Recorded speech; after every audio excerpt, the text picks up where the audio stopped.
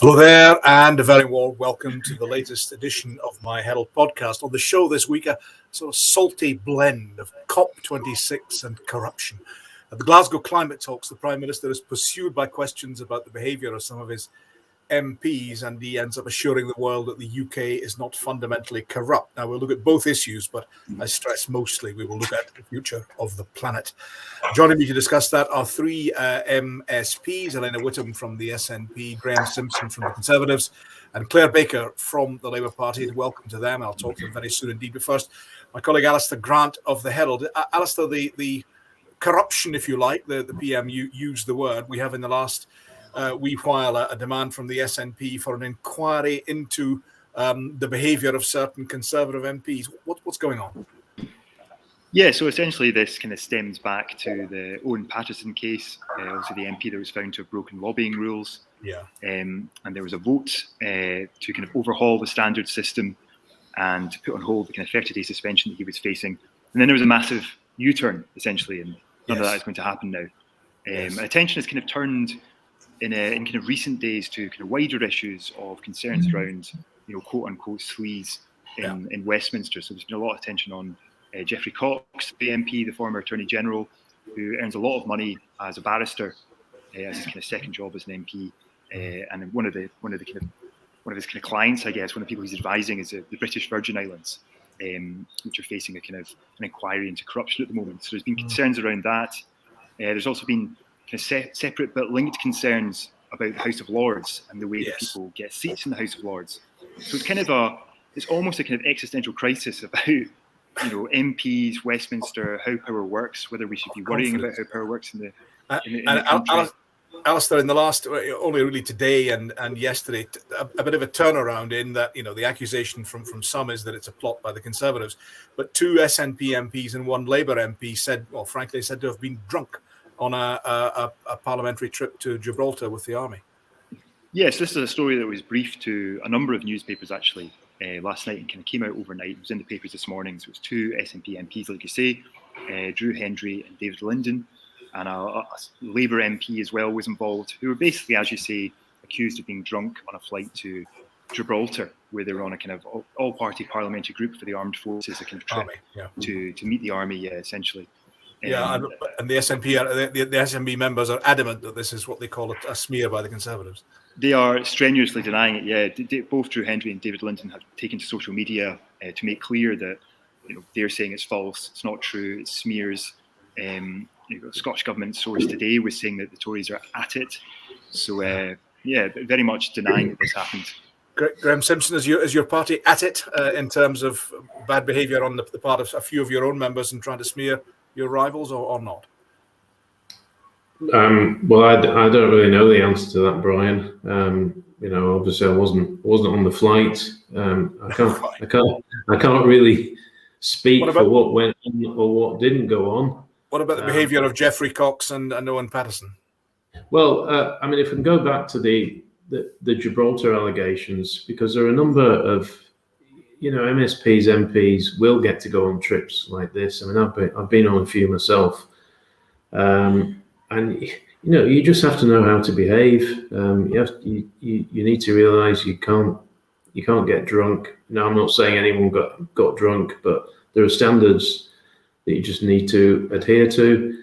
If you want to ask me about Geoffrey Cox, I suppose the issue there is second jobs. Outside earnings.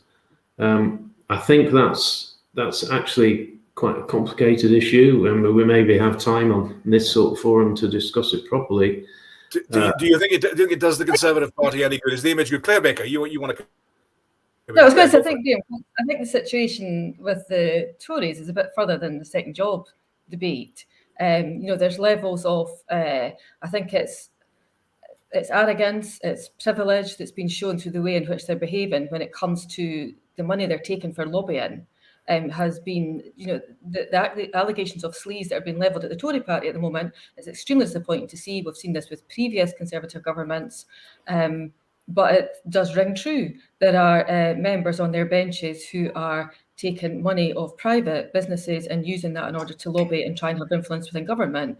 And we think that is unacceptable. And there is a standards committee there that serves a purpose. And what they tried to do last week in terms of overturning that was totally unacceptable and actually rips up a system that Westminster was operating under.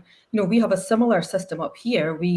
There are standards that are set for elected members. To try and overturn that to accommodate one of their own members is just it's frankly quite astonishing that they take that type of approach. So if I can jump in there, because Graham, please, and then I'll bring in the leader. Graham, on you go. Yeah, I mean, there are two separate issues. I completely agree with Claire on the lobbying issue, and I've been saying that this week.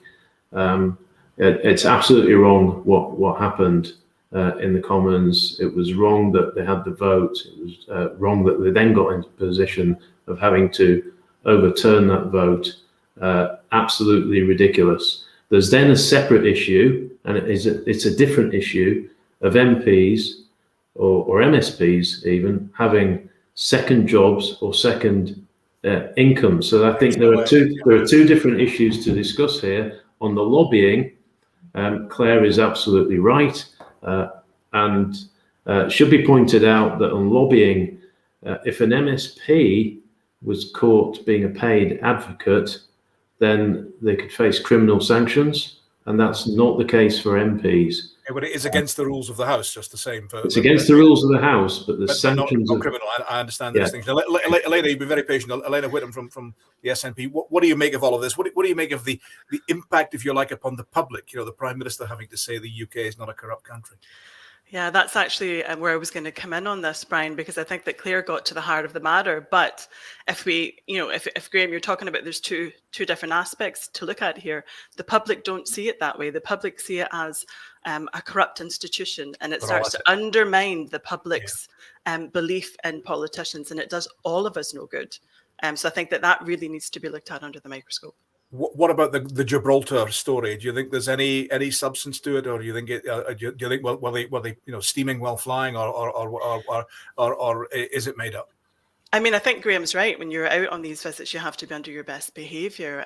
There has been a refuting of the allegations by all of the MPs involved, and I think that there is an element of deflection in a week where there's huge amounts of corruption being discussed by the Tory party. I think Ben Wallace really should have been focusing on his role and his vote and the Owen Patterson vote that was Westminster. Alistair, where does this go in terms of? I mean, we'll come very shortly to COP26, and we will discuss that as the way the main substance of this podcast. But let's just finish with this a little bit. Where does this go next? Is there likely to be an inquiry? Is there to be a standards committee inquiry? What's happening at Westminster? I mean, it's a good question. I'm not sure where this goes next. I mean, it does throw up a lot of questions, and these are questions that have come up again and again in Westminster. We had not that many years ago the MP's expenses scandal, and this is kind of bringing up similar issues to that in terms of trust and undermining trust and people having faith in these democratic institutions. But I think we probably should expect more kind of standards investigations into. There's been a lot of kind of separate issues that are thrown up. I think the government is facing a lot of questions, and I think we heard from Graham Simpson there that there's anger within the Tory party the way that situation was handled. So. I don't think this is an issue that's going to go away anytime soon. Graham, are you upset about the image this leaves for your party? I accept that it's individual instances. I accept that it was what you describe as an individual error by the UK government with regard to the handling of the Standards Committee. But what about the taint it leaves for your party? You must be a bit distressed about that. I don't really get distressed about very much, but I think it's what happened. What happened was wrong. It was wrong, and I think it doesn't reflect well on anyone, frankly.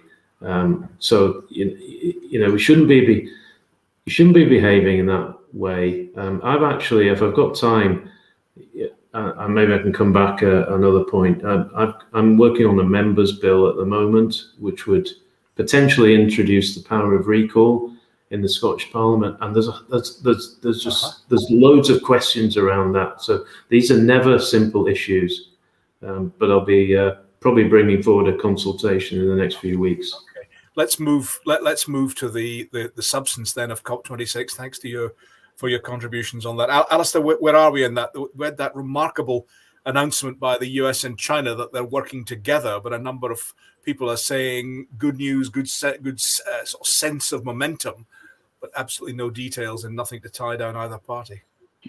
Yeah, so I think the main events in COP this week, certainly from my perspective, have been, I think we had a few days ago, we had the Climate Action Tracker, which is backed by a number of kind of prominent scientific organizations. It was essentially saying that we're not doing anywhere near enough. And I think they said that we're heading to, at the moment, we're heading for kind of global warming of 2.4 degrees, which is obviously well above that Paris Agreement of 2015, which is aiming for the 1.5 degrees. So on the back of that, we had Boris Johnson taking the train back up to Glasgow to basically kind of urge world leaders to help tackle this and to get involved and to take action to, as he said, kind of signal the beginning of the end of man-made climate change. And shortly, he made that press conference yesterday in Glasgow on Wednesday. And shortly after that, a couple of hours later, we had this, like you said, it was a bit of a surprise. I think it took everyone by surprise, this agreement between the US and China, this joint declaration to work together to cut emissions and to kind of combat climate change. And it is, to be honest, you know, if you look at the agreement, there's a lot of kind of vague language. There's not a lot of kind of definite things that are going to happen. But just the fact that it's happened, I think it's got a kind of symbolic worth. It's actually China coming to the table. You know, the US and China arguably haven't had great relations in recent years. And this is them both saying that actually we need to do something about this. So I think in terms of the next couple of days, obviously COP is due to end tomorrow, on Friday. But there's a lot of reports today and a lot of expectation that actually will run over into the weekend. And we'll see kind of deals being hammered out on Saturday and Sunday. So I mean, Elena, we have both UK government and Scottish government saying, try and consolidate this. Prime Minister saying pull together and drive for the line. The First Minister saying that the draft text which emerged must be a floor, not a ceiling, and needs to be improved upon. We're just not there yet, are we, in terms of a deal that will even remotely satisfy those who are most keen to see an improvement to the environment? No, I absolutely agree. I mean, I've been a climate activist since I was 16. I'm now approaching 50. And I think that many of us were enthused, as I was, by Mia Mottley, who, the Prime Minister of Barbados, and her rousing speech at the beginning of the conference. But many of us as well were moved to tears almost as we saw, the elder Mary Robinson yesterday when she was just expressing her frustration at the lack of impetus that there is. So I think that at this point in these crunch hours, I think they really have to get back around that table, really build on the momentum that's been out there now with that declaration from the US and China yesterday, and try to nail down some tangible, codes that they're going to have to work to actually get Paris binding. But almost the US-China deal is preparing the way for a possible digital summit between Biden and Xi Jinping. Even the draft agreement says we need to improve upon our move towards 1.5, but Air will do it in terms of declarations by the end of 2022. All of it is deferred. It's action deferred in each case. Is that your concern? That's very much my concern. And I think that the declarations actually come on the back of, what are they saying, about 30 meetings that they've been having in the lead up to COP. My concern is that, we don't want to wait until the next COP to actually get Paris to be binding. And that is the real big issue, because the Global South don't have that time. They're seeing immediate issues in the present time. Yeah, interesting. Claire, what do you make of it, Claire Baker? Yeah, I mean, I agree with Elena on much of what she said. I think at this stage, we do have to try and remain positive. It's acceptable we don't see enough evidence of real concrete decisions being made and commitments being made, and things do still sound too vague. And the draft statement is, I agree with the First Minister saying it has to be a floor and not a ceiling. It's not ambitious enough. There's not enough there. But this indication of America and China working together, the two biggest combined polluters that we have who contribute towards climate change, agreeing to work together, for China to recognise that it has a significant role to play here internationally, I think is important and needs to be welcomed. But we still have quite a long way to go. And my concern is that we get, whether it goes over the weekend, that the commitments aren't firm enough, the timescales aren't firm enough, there's not enough accountability built in there. I mean, they've talked about coming back on a year-on-year report, kind of progress report, in a way to try and keep pressure on. But you recognise how challenging it is for everybody on the one hand, that idea of a year-by-year report could be giving impetus to it. On the other hand, it's a very easy way for someone who's at Glasgow and facing tough decisions that possibly, damage or cause constraint to industries in their country. It's a very easy way to say, we will deal with this next year or the year after. Yeah. It's a very, very easy route out, isn't it? Yeah. Well, I suppose better than I've seen some commitments saying we'll deliver something by 2070. I mean, that's just, nobody here is going to be around by 2070. That's just not, it's not enough. It's not exactly a great pressure. Yeah, but I see, Friends of the Earth today are talking about the Scottish Government's reluctance to join a fossil fuel coalition, one that Denmark and Wales and other countries have agreed to. And I think that's wrong. I think we should recognise, that we are an oil and gas producing country, and we have an economy that has been built on fossil fuels. We can't continue like that. We need to and that's why we support just transitions. We need to make sure communities and workers are supported through the change, but we need to see a change in our energy base. Bringing Graham Simpson in a moment. Thanks. Bringing Graham Simpson in a moment. But Elena, on that, and I will, Graham, very, very shortly. Elena, on that point, Scotland's an oil producer and has been a substantial oil producer. It's now tailing off a bit, but there's still a fair old wheen of oil out there. Do you accept that it is a dilemma for the Scottish Government, that they are trying to get this balance between protecting 100,000 jobs in the North Sea, but not contributing to climate change? I think we have to recognise that there's a huge amount of jobs right across the planet that are linked to fossil fuel extraction. And just because it's there doesn't mean that we have to actually take it out the ground or, from wherever it's coming from. And I do think that, the First Minister has been engaging in talks with the Energy Minister from Denmark. And, I think that we'll have to wait and see how that pans out. But, I'm with Claire, there needs to be a just transition. I represent Carrickcumnock and Doon Valley, and there was no just transition for the coal sector there, which is, devastated the communities that I represent. So we need to recognise that across the world, if you'd asked my area 20, 25, 30 years ago to give everything up, that would have been really difficult. At this point in time, there is no coal industry there anymore, and we need something new. So we need to bring that just transition in there, but we can't forget the communities that are relying on those jobs at the minute. And that's the crux of the issue that we're facing. Graham, I'll talk to you generally in a second, but Graham, what about that point about North Sea oil? Do you feel it would be a mistake to be, we're talking about just transition. The question is about the pace of that transition. Would it be a mistake to make that pace too rapid in your view? I think it would be. I realise, the discussion around Cambo, it appears to be a tricky one for Nicola Sturgeon. It's probably been made tricky, frankly, because of her deal with the Greens. If she hadn't had that deal, I think she may have been a bit more forthcoming about what she actually thinks about it. Okay. I suspect she actually thinks that it should go ahead because of all the jobs that are connected to it, and the fact that we're not actually quite ready to completely give up oil and gas. I think she knows that. She just can't bring herself to say it. Yeah. Okay. What about the wider? I'll bring in Elena on that point in a moment. But what about the wider situation? Are you concerned that there is slippage on all parts, or is that just an inevitable consequence of nearly 200 countries being potentially involved in discussions? My concern, even before this conference started, was that we'd have a series of announcements that would only amount to anything if they were backed up by actions. So I think the announcements so far are fine, but there are no specifics in there, and that was certainly the case with the announcement from the US and China.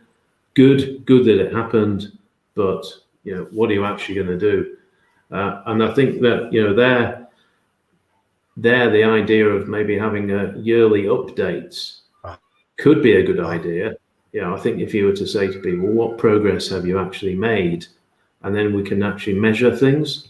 Man, at the moment, that doesn't seem to be happening on a country by country basis. Elena, that point that Graham was making about Cambo, the potential oil field, it has go ahead at the moment. The Scottish government says there should be a reassessment on the basis. John Swinney was asked about that only today in the Scottish Parliament, and Mr. Swinney saying, repeating the view, there should be a reassessment of that. What do you make of that? What do you make of the Cambo oil field? Is that likely to go ahead, or would that be an error in your view? I think it has to be fully reassessed based on the new criteria that we'd be setting, and not the criteria that was set when it was first looked at. And I think that that's the right way to do it. Bearing in mind as well that there are parts of the oil and gas industry that aren't going to actually be burnt. So we still need oil and gas to for the wider petrochemical industry as well. But that doesn't mean to say that we should continue to explore and continue in that vein. So I think it's absolutely right that it is fully reassessed. And would you say reassess it? That's one thing, but would you say reassess it and turn it down? I would say that if reassessment means that it has to be turned down, that we have to be bold. And this is the point in time in the world's history where leaders are actually going to have to step up and make really difficult decisions that are not going to endear us to everybody. But we also have to back it up with transition. So the £100 million hydrogen draft action plan that's out there at the moment, we actually have to figure out how do we move away from this type of fossil fuels to actually creating different types of energies.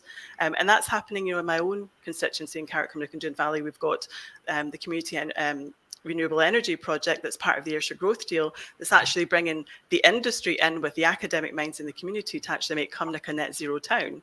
So there's lots of stuff happening for that just transition. And if that means things like Cambo are turned down, then that's the tough decisions that leaders are going to have to make right now. At least Elena is actually saying more than the First Minister's ever said so far. At least Elena's had some guts here and has said that Cambo maybe should be turned down. So if she feels that, then good on her that she's nailed her colours to the mast, which Nicola Sturgeon has so far failed to do. Let's talk. We'll talk soon about the broader picture again, but let's bring it right back to Scotland. Alistair Grant, Alistair, would you reckon? I mean, Nicola Sturgeon has been very, very, very visible indeed. Not so much in the blue zone at COP, but certainly the green zone and around the city. Has she had a good COP, to put it that way? She made a series of announcements in the week. What do you make of it, Alistair? Yeah, I mean, like you say, there was. I remember there was talk in the run-up to COP about what Nicola Sturgeon's role would be. It's obviously a kind of a UK government event. It's the UK that has the presidency of COP, so it's kind of a difficult one to see, exactly what her role would be and how kind of high profile she would be. I think she has done a good job of, like you say, of kind of getting about COP and kind of there's been lots of photos of world leaders, her meeting Joe Biden, for example. Yes. There's been lots of kind of press conferences. She's been speaking to journalists, and there have been announcements from the Scottish government. I think fundamentally the problem for the Scottish government is that they are, they're not at the table, to put it that way. It is the UK government that's going to be the ones at the negotiating table. So the Scottish government can go there and can make its representations and have its have its pavilion in the kind of COP26 centre, but it's the UK government that'll be making the decisions around the table. Elena, how about that? How about Scotland's contribution and the various Scottish announcements? I mean, I think even the ministers would say themselves they are relatively limited, but they are limited by the nature of constitutional settlement. They're not necessarily limited by ambition. Yeah, I mean, obviously I wish that Scotland had a place at the top table, but I don't think we can underestimate just how much of an impact the First Minister's made in terms of her co-chairing role in the European Under 2 coalition, etc. So if we think about the announcements that have come out of that, the extra money to actually go towards, the funding for those countries who really need the help because they've seen flooding, they've seen economic disasters happen because of the climate change in their countries, and the trebling of the fund for climate justice is substantial. So I think that whilst it's admittedly, though, it's a relatively low level, but the ambition and the leadership that's shown. And I think you have to look at the amount of the 43% of the world's population that's represented by those leaders, whether that's states, regions, provinces, etc. Those indigenous voices that aren't heard, amplifying them is what the First Minister and everybody else have sought to do this week. And I think they've done that very well.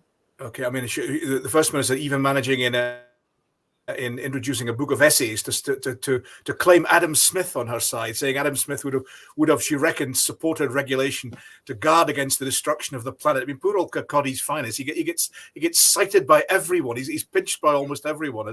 But there, do you think she's reasonable in that regard? That the sage of Kirkcaldy would have supported climate change action? So were you asking me, Brian? Aye, Claire, go for it. No, no, I'm sitting on Burnt Island. I'm just along the road from Kirkcaldy, and so we have the Adam Smith Centre and everything here. And do you know, I suppose it was a period of enlightenment, and we need enlightenment now more than ever. As Alistair said, the climate tracker has shown that we are not on track to stick to 1.5 degrees. That is really worrying. It's, you know, I was at COP yesterday. Meeting Brazilian politicians. I was in the Parliament at the weekend at the Global Legislators Summit. When you're speaking to the less developed countries, the real issues they have with climate change, with drought, with flooding, with coastal erosion, these people are experiencing the sharp effects of this already. And even the flooding we saw in Germany, you know, for the summer, we are facing a significant economic global problem that we all have to address. And I would like to see, I mean, I recognise the government here have a commitment to this, but I do have some concerns that what we've done so far has been the easier stuff. Okay. The closure of Lungana really contributed, and the close of that coal fire, that made a big push on our targets. And it has been the easier stuff, but we've not really seen the shift in terms of retrofit housing, in terms of transport, really investing in rails into buses and doing the modal shift. We need to see changes in agriculture, and I'm pleased NFU as an organisation, they've been meeting with MSPs talking about climate change, but we do need to see those 3 areas that they have control of in Scotland. They're all involved. We can make changes. We need to see greater progress in these areas and be more serious. Forgive me. Let me put this to all of you, starting with Claire. You say we need to see changes. Everyone speaking at COP26 says we need changes. We need changes, but those changes eventually or fairly soon are going to involve inviting people to reduce their car use or even turn it off altogether, certainly in terms of petrol and diesel. They're going to be saying, you know those flights that you take to the sun? Don't think so. And they're going to be saying, you know, that gas boiler that's purring away gently in your cupboard, you're going to have to replace that. These are going to be real big changes, never mind Cambo oil field. These are going to be changes that affect every household in Scotland. And it strikes me that no politician is yet hammering that home. Claire, first, what about this eventually this is going to, it's not hurt the public so much, it's affect the public, isn't it? Claire first. We're all going to have to change our behaviour and think about our carbon footprint. We do also, though, have to put pressure on governments and big industry. You know, your average, if you lived in a more deprived community, your carbon footprint isn't that big. It's not you that's causing the problem. We all have to take responsibility, but we also are in one of the richest countries in the world. We have to take responsibility for the impact we've had in other countries, and the less developed countries who are feeling the biggest impact of this, we have a responsibility to them. And part of that is the support that we give to them. It's also our responsibility to change our behaviours here. Government needs to support people to do that. You know, we have ambitious targets on reducing car use and on switching off the gas boilers. But there is a cost to all that, and people need incentives and schemes to help them make that transition. And the government has, you know, we've had this huge financial input over COVID. Climate change and the impact to all this is as significant a threat to the world as COVID is. We need to see that investment. I'll bring in Elaine and Graham in a second. But Alistair, what do you make of this as a political issue? This is going to be a stinker, isn't it? Because sooner or later, somebody, whether it's the UK government, the Scottish government, the present Scottish government, the next Scottish government, the next whatever, some politician is going to have to tell people, sorry, no, you can't do that. You're going to have to change your way. And I know they want to do it by cajoling. I know they want to do it by persuasion. I know they want to do it over time. But sooner or later, somebody's going to have to do that, and it may not be popular. It won't. I mean, there are so many difficult decisions associated with the climate crisis that are going to have to be made. I mean, it's even just stuff. I mean, I live in a tenement building in Edinburgh, and tenements are, you know, appalling energy and heat loss. And you can look at retrofitting them, but it's extremely expensive. Will that cost lie with homeowners? And if not, who's going to pay for it? I mean, those costs will be huge. You've got stuff like cars. I mean, we talk about electric cars, but if you talk to climate campaigners, they'll make it quite clear that electric cars in and of themselves are not, they are part of the solution, but they are not the total solution. So we're going to have to think about how we live in cities, how we design roads, what space we allocate to cars. Yeah. There's going to have to be a huge investment in public transport if we're serious about encouraging people to use it and making it easy for people to use. Because a lot of time people will choose their car simply because, getting public transport from A to B is quite difficult for them if they live in a rural area or out with the main towns and cities. So there are so many difficult decisions, not least Campbell, which we've obviously already talked about. Yeah, Elena, are we going to end up persuading? Are we going to end up directing? Are we going to end up cajoling, or maybe even incentivizing? How do we go about persuading the public to move in a different direction? I mean, it's a really difficult one. 14 years ago, me and my husband had a shop called Green People, and it was all about reusable products. We had the refilling stuff. We were well ahead of the curve. I've been using reusable, reusable period products since back then. It's taken up till this few years past for people to actually catch up with that. So that modal shift is never going to be easy, but we have to make sure we take the communities with us. So we have to think about community wealth building. How does that fit into this whole climate justice and climate change agenda that we've got? How do we actually bring community transport solutions to people as well that are, steeped in green technology? And we have to unlock private money too. So you've got the public money and the private money, and that has to work together. Sorry to interrupt you, Elena. I mean, that all sounds admirable. It all sounds ambitious, but it sounds slow to me. It sounds cautious. It sounds like the sort of thing that's going to take a long time, especially when, I mean, you're there already. You used to run a shop in this sector. You said you were an environmental activist in your youth. I mean, you would still regard yourself as an environmental activists now, but the vast majority of people are not. They're what is this COP stuff? They're okay. They're across the idea and the concept of climate change, but they're maybe not across the details, the sort of details that you're talking about there, and they're going to have to be confronted with it sooner or later. Yeah, and it's going to take bold and brave politicians to do that and be those leaders at all levels, whether that's local government or national government or our other national government in Westminster, and leaders within our communities. And we don't have time, so we don't have 14 years to wait for people to catch up with those new trends.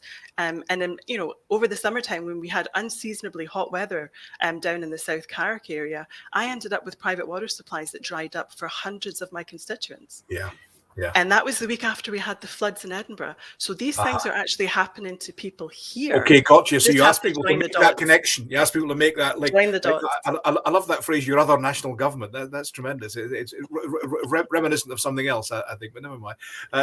Graham Simpson, what about this point that you're going to have to persuade, cajole, and bring people along? Yeah.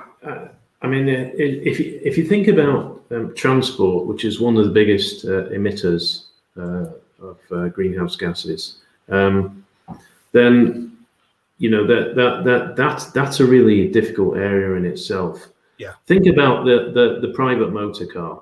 If you want to get people away from petrol and diesel into electric vehicles, or even hydrogen, maybe further down the line, but right at the moment we're talking about electric, then the infrastructure has to be there. And right now, it's not there. It's not there to any extent that would persuade enough people to switch to electric vehicles. In Scotland, we have a target of having 30,000 electric vehicle chargers by 2030. So another 9 years. But the current rate of progress, it will take 45 years to hit that target. That shows how difficult it is. And then if you look at people like Alistair, who live in a tenement building, how is he going to charge an electric vehicle if he has one? He's certainly not going to run a cable out of his window down to his car. So we need to be thinking about, for people like Alistair, can you provide enough chargers in the street so that he could be persuaded if he wants a car? I don't know if he has a car or not, but if he wanted one, would he have the ability to charge it up? If he doesn't want one and he wants to use public transport, then we need to make the public transport system better and more connected up. So, for example, we could have. So certainly we need to electrify our buses. We need to get all our trains away from diesel, so either electrified or running on hydrogen. Looking at Alistair's flat. If he wants to improve the energy efficiency of that, that is a massive, massive issue. There's probably some enterprising Edinburgh Del boy even now trying to work out a scheme to get electric supply to Alistair's car. Claire Breaker, let me bring you in. I'm going to move from concern there. A very good discussion, I thought, about the way of trying to persuade people. Let's raise the eyes. Let's take the broader perspective. You mentioned it.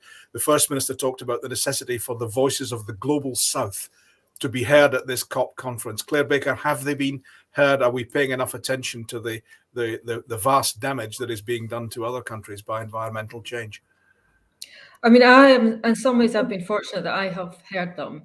That, as I said, at the weekend, there was a global legislators summit through in the Parliament, and we had representatives there from the Maldives and from Indonesia. We had people there from South America, and we had somebody there from the Amazon forest. She's an elected politician. She's a minority politician in Brazil.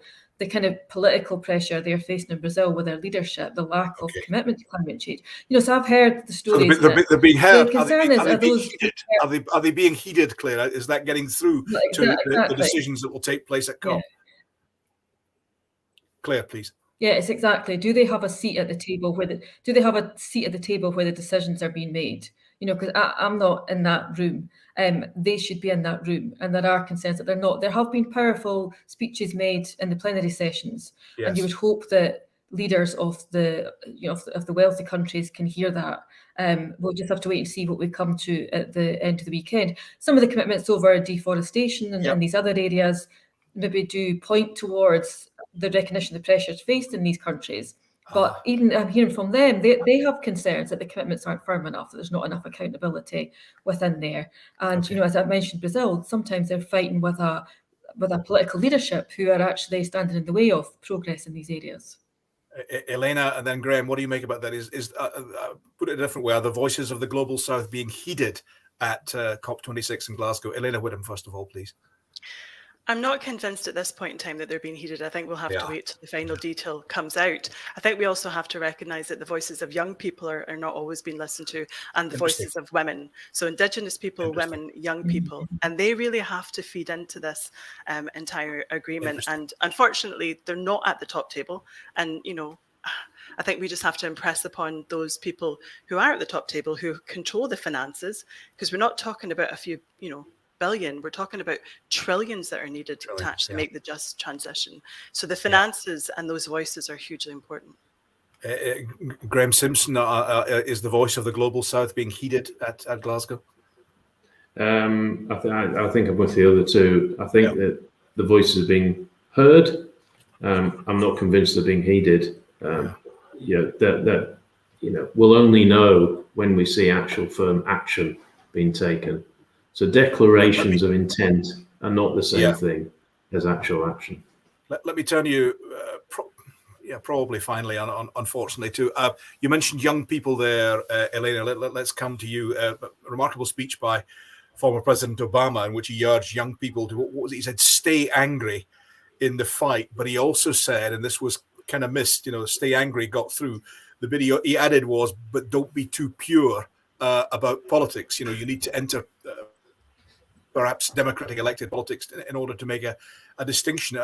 I'm really quite struck by that because, of course, we had these massive, impressive demonstrations surrounding COP, but the decisions are taken by the, elected or otherwise, leaders of the member states. What do you make about that contrast, if you like, between the voices outside and the voices within? Elena? Well, if you asked my 16-year-old self who had a mohawk and purple hair, and who was a climate activist. I want to see a picture of that. Right. If you asked me then whether I would be sitting in Holyrood now and having come from being a deputy council leader and before that a community council member, I would have scoffed at it because I never wanted to become the system. But in order to make change from within, you have to be part of that system. So we need to make space for people to come in. And those angry young people at the moment need to stay angry, but they need to bring that energy into the elected sphere. So, I'm all for supporting them. It's difficult though, isn't it? Because, I mean, the point we started by discussing was the Prime Minister talking about corruption, and that impression that some young people may have, that they're all a bunch of charlatans, they're all a bunch of crooks, that they're not working for us. And from my experience as a journalist of 40 odd years covering, it's not true. The vast bulk of public servants, the vast bulk of MPs and now MSPs are trying their best. It's not true. But how that impression gains ground, Elena. That's a real difficulty, isn't it? It's really easy to say that they're just not. They don't speak to me at all. It is very difficult, and if you think about what's happening just now in terms of the corruption allegations down at Westminster, it seems as if for them being an MP is their second job. Not that they have second jobs, but being an MP is their second job. And I think that speaks to young people who are really angry, and it's really, it turns them right off politics. It used to be the way in the 19th century. If they're not hearing, if they're not hearing their voices being amplified and listened to, because they should have had a much bigger space in terms of a youth conference at COP, and thankfully the Scottish Government stepped in and had that. But they need to be heard in council chambers too. They need to be heard within community trusts, etc. Alistair Grant, have you been covering it? Have you been struck by this? The extent of the demonstration, and has it engaged? Do you think at all with the leaders inside? President Obama referred to it. Not many others have. I think I have been struck by it. I mean, I think the demonstrations we saw on Friday and Saturday were just absolutely massive. I mean, you saw the pictures of them streaming through Glasgow, and it was difficult to see where the march ended and where it began. There was just so many people involved, and so many young people as well. And I think when you look at the conference, I mean, all the people that have taken to the stage, I know the UN itself was always very keen to encourage that protest, to kind of give the appearance that they're listening to young people and that they want them to be there, they want them to be protesting. Yeah, you said appearance, though. You said appearance. You see, that's always the concern, that it is. Yeah, thanks very much. Great, pat you on your little head.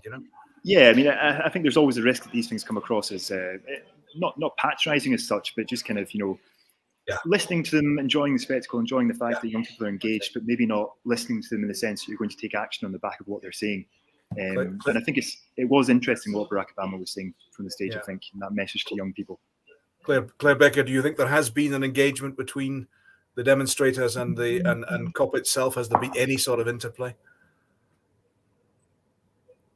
I was lucky enough to be in the Blue Zone yesterday as convener of my committee, and I was struck by how many young people were there. It's maybe just that I'm getting older, but there was a lot of young people there. And the event that we had was the slightest.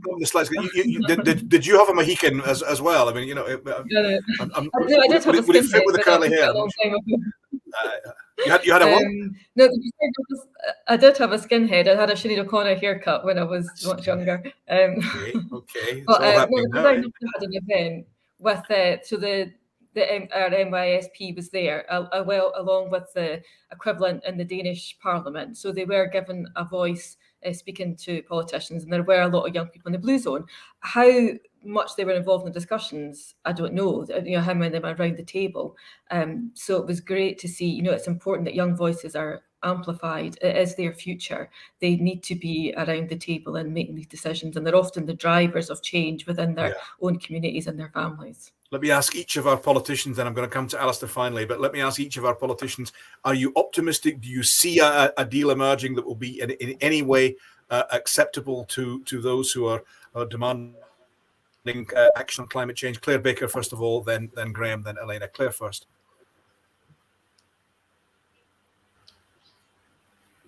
Hello, Claire. Oh, she's frozen. Let's go to Graham Simpson. Graham, are you optimistic of there being a deal that will work, that will satisfy people? I'm broadly optimistic. I think we're getting there. I think we have to be optimistic. And I hope hang on, Claire, go for it. Justified when we get to the weekend. Okay. Oh, she's stuck again. See these technological gremlins? They're wonderful. Graham, pick up and have a go. You'll probably get interrupted again, but have another go. Right. Broadly optimistic. I think we're getting there. I think the signs are good, but we need actual concrete action. I think we're probably not going to get that this weekend. Okay. Elena, what's your take?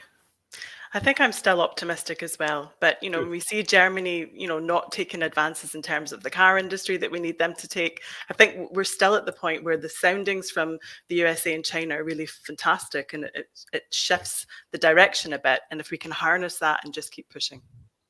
Alistair, this is your final podcast with us, at least in your current guise. You're moving to pastures new. It's been wonderful doing all these few shows with you. So congratulations on moving to a different job, and we'll all miss you. It must be a remarkable change. Well, thanks very much. Thanks. As you say, I'm not moving far. I'm still covering politics. So. No, indeed. Indeed. Well, we'll move on. Folks, I'm going to draw it to a close there. Alistair, congratulations to you. All the best in the future career and all that sort of thing. Thanks to all the panel for joining us today. Thanks to you, all for watching, listening, or whatever one does, and also to Elena and Claire, given their declarations on this show. It's peace and love, basically, just peace and love. Thanks all very much from me, Brian Taylor. Anarchy and peace. Anarchy and peace.